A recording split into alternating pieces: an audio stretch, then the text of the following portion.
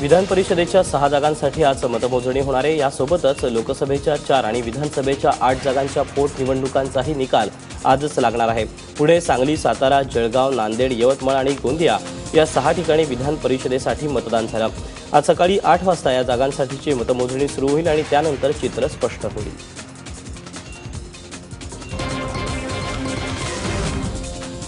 राज्यात सध्या नगरपालिका निवडणुकीच्या प्रचारात जोरात सुरू आहे। तिकडे बीडमध्ये प्रचारासाठी उमेदवारांनी अनोखी शक्कल लढवली आहे। पारंपरिक कलेतून बीडमध्ये प्रचार सुरू केलाय आणि त्यासाठी उमेदवारांनी उस्मानाबाद जिल्ह्यातून बालाजी सिंगनाथ यांना खास प्रचारासाठी आणलं।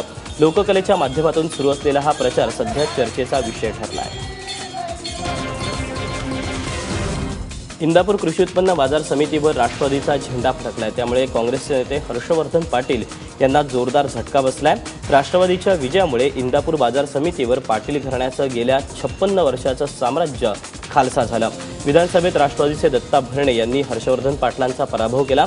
आता बाजार समितीची सत्ता ताब्यात घेतली आहे। निवडणुकीमध्ये राष्ट्रवादीचे 12 उमेदवार निवडून आले तर काँग्रेसचे 7 उमेदवार विजयी झाले।